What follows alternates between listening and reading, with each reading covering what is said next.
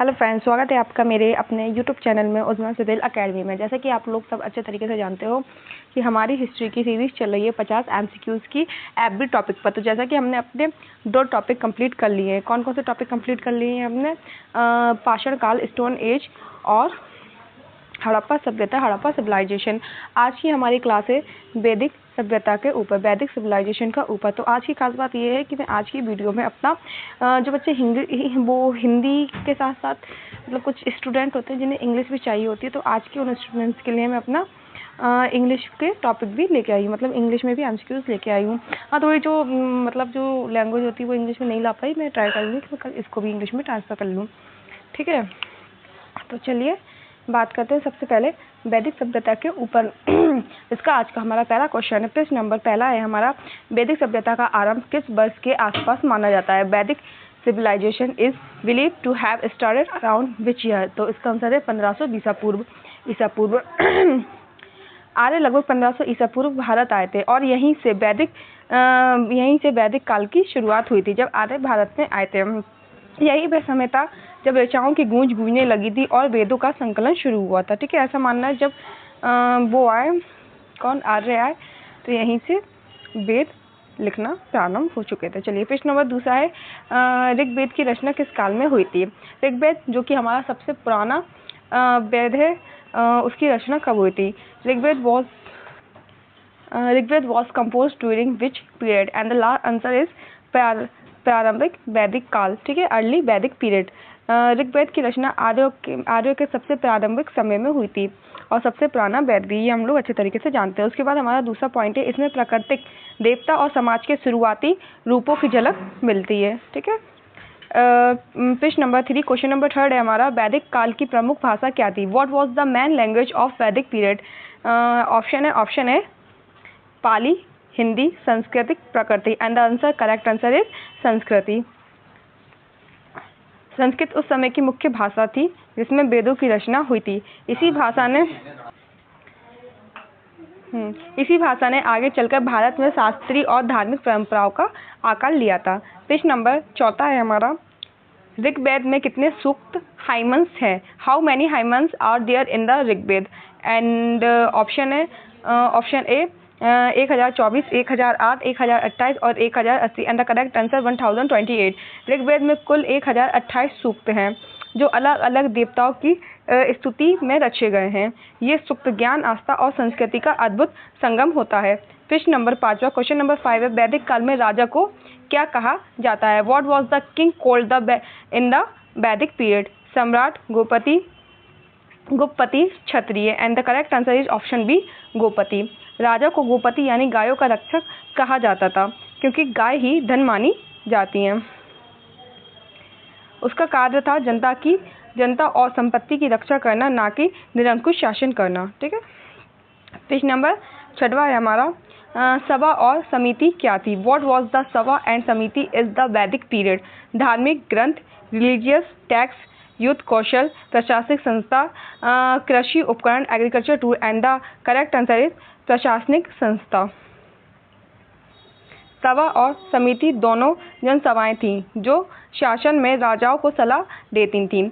यहाँ वैदिक लोकतंत्र की शुरुआत और संकेत था। ठीक है, प्रश्न नंबर 7 है हमारा, वैदिक काल में प्रमुख देवता कौन थे? Who were the main deciding during the वैदिक पीरियड? ठीक है, और आंसर है हमारा, करेक्ट आंसर है इंद्र, अग्नि, वरुण। इन देवताओं को प्राकृतिक शक्ति का प्रतिनिधि माना जाता था। इंद्र को वर्षा और युद्ध का, अग्नि को यज्ञ का, वरुण को जल और नियम का देवता माना जाता था। क्वेश्चन नंबर 8, उत्तर वैदिक काल की प्रमुख विशेषता क्या थी? What was the key feature of the later Vedic period?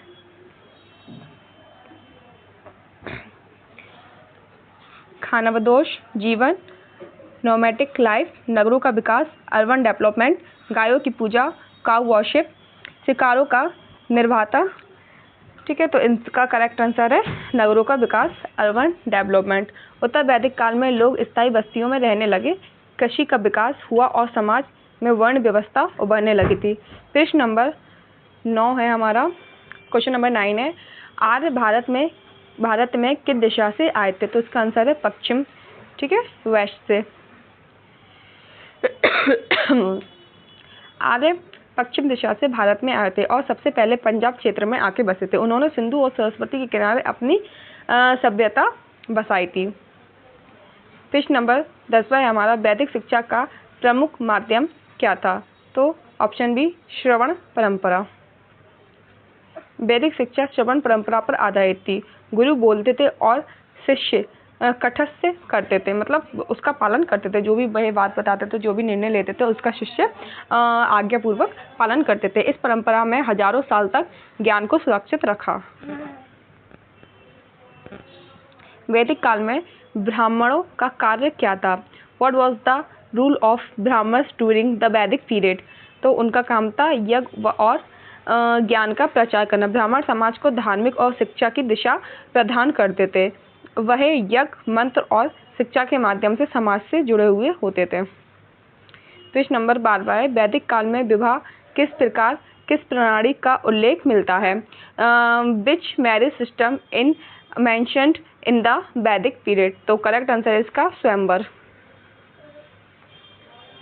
कन्या को वर चुनने का अधिकार दिया जाता था। यह दर्शाता है कि महिलाओं की सामाजिक सम्मान प्राप्त था। जो शुरुआती ये वैदिक पीरियड में इसमें तो महिलाओं की दशा अच्छी थी, परंतु लास्ट तक वैदिक पीरियड आते आते काफ़ी कुछ बदल गया था।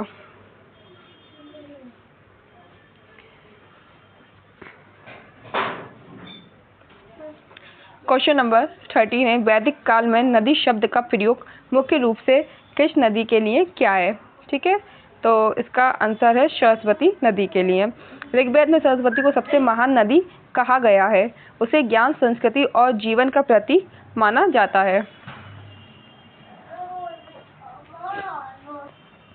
क्वेश्चन नंबर 14 है, वैदिक समाज में वर्ण व्यवस्था का आधार क्या था? What was the base of one system in Vedic security?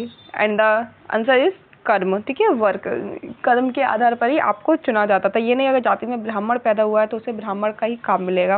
वो जिस लायक है, उसमें जिस चीज़ का अंदर से गुण है, उसे उसी वर्ण में रखा जाएगा। ठीक है, उसी वर्क में, उसी काम में रखा जाएगा। शुरुआती वैदिक काल में वर्ण कर्म पर आधारित था, परंतु जन्म पर नहीं था। लोग अपने कार्यों के अनुशासन समाज में स्थान पाते थे, परंतु लास्ट तक आते आते ये काय पे आधारित हो गया? जन्म पर आधारित हो गया। ऋग्वेद में कितने मंडल होते हैं? How many mandals are there in Rigveda? And the correct answer is option B 10। ऋग्वेद 10 मंडलों में विभाजित है। ठीक है, जिसमें अलग अलग ऋचाएँ की ऋषियों की ऋचाएँ संकलित होती हैं।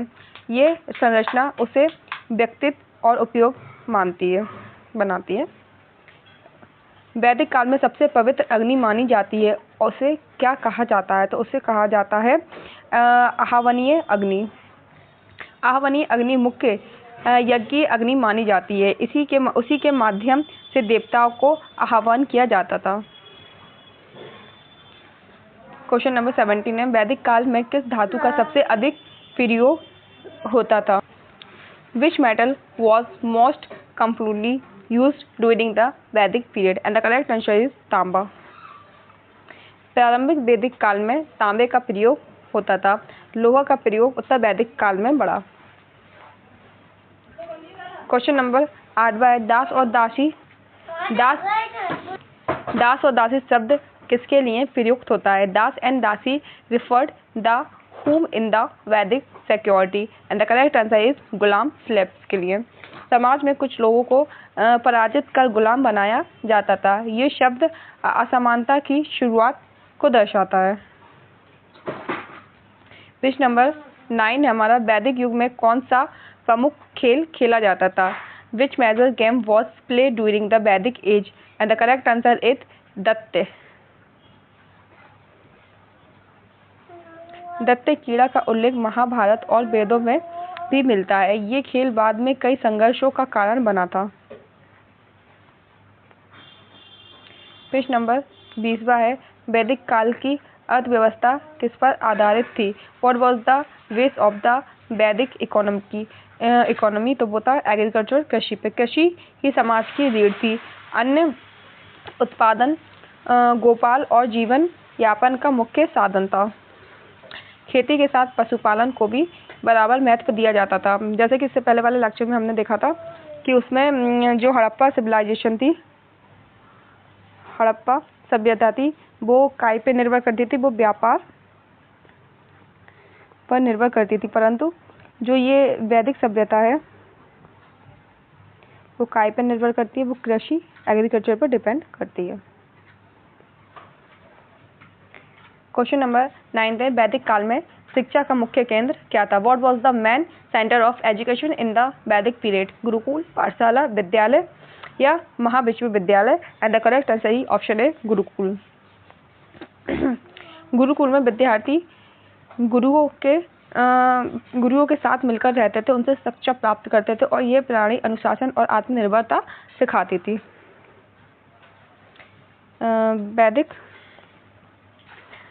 वैदिक काल में यज्ञ का उद्देश्य क्या था? What was the purpose of याजना इन द वैदिक पीरियड? और इसका करेक्ट आंसर है देवताओं को प्रसन्न करना। यज्ञ के माध्यम से देवताओं को प्रसन्न करने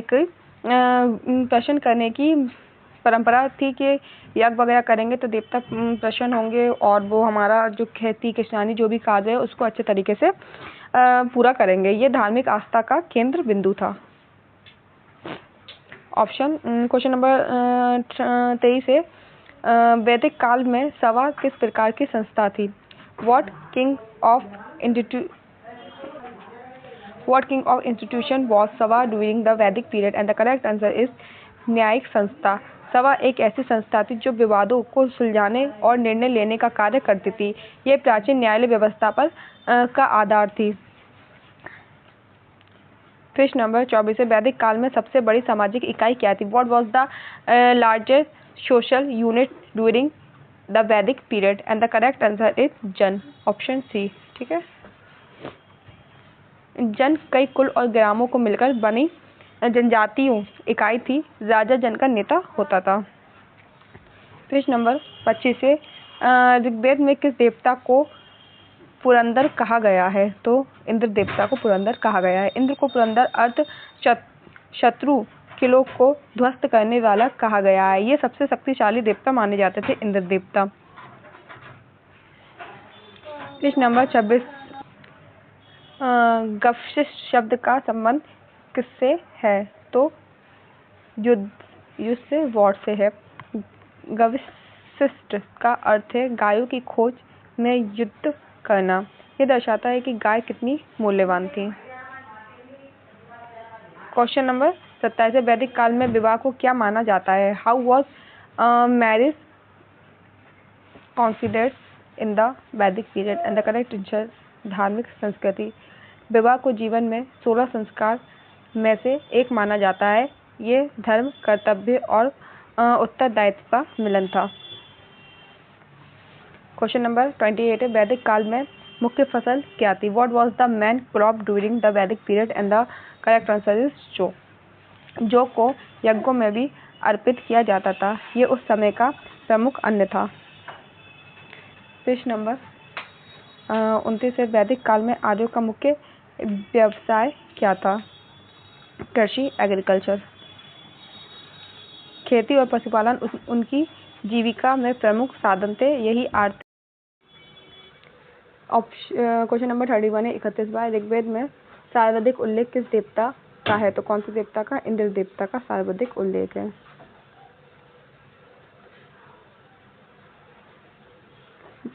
क्वेश्चन नंबर 32 बार आर्यों के प्रमुख धार्मिक ग्रंथ कौन से थे? तो करेक्ट आंसर है वेद। क्वेश्चन नंबर 33 है, अश्वमेध यज्ञ का उद्देश्य क्या था? राजयूज अधिकारी। प्रश्न नंबर 34, वैदिक काल में आर्य किस प्रकार के मकान बनाते थे? तो लकड़ी के मकान बनाते थे। लकड़ी से सबसे बने घर अस्थायी होते थे। लकड़ी से जो घर बने होते थे वो अस्थायी होते थे, लेकिन तेजी से बनाए जाते थे। ये उनकी घुमक्कड़ प्रवृत्ति को दर्शाता था। ठीक है, वैदिक काल में राजा का चुनाव किसके द्वारा होता था? तो करेक्ट आंसर सभा और सभापति के कारण। ठीक है। प्रश्न नंबर 36, वैदिक समाज में स्त्रियों की स्थिति कैसी थी? तो वैदिक समाज में स्त्रियों की स्थिति बराबरी होती थी कौन के? पुरुषों के। स्त्रियां वेदों का अध्ययन करती थी और यज्ञ में भी भाग लेती थी। प्रश्न नंबर 37 है ऋग्वैदिक आर्यों का प्रमुख देवता कौन थे? तो कौन थे? इंद्र देवता। इंद्र को देवताओं का राजा माना जाता था। ऋग्वेद किस भाषा में लिखा गया था? कौन सी? संस्कृत भाषा। ठीक है, ये वैदिक संस्कृति का सबसे प्राचीन उदाहरण है। 29वां प्रश्न नंबर है वैदिक काल में प्रमुख पशु कौन सा माना जाता है? तो कौन सा? गाय। क्वेश्चन नंबर 40 है वैदिक काल में नदी का क्या महत्व है? तो नदी का करेक्ट जो असली महत्व है वो कहता है जीवन और सभ्यता का केंद्र था। प्रश्न नंबर 41 है राजसूय यज्ञ का प्रमुख उद्देश्य क्या था? तो करेक्ट उत्तर था राजा का राज्याभिषेक करवाना। प्रश्न नंबर 42 है उपनयन संस्कार किससे जुड़ा हुआ था? तो किससे? शिक्षा और शुरुआत से जुड़ा हुआ था। वैदिक आर्यों की प्रमुख आर्थिक गतिविधि क्या थी? तो करेक्ट था पशुपालन और कृषि। वैदिक काल में आर्यों की दिशा में भारत आए थे। वैदिक काल में आर्य किस दिशा से भारत आए थे? उत्तर पश्चिम में।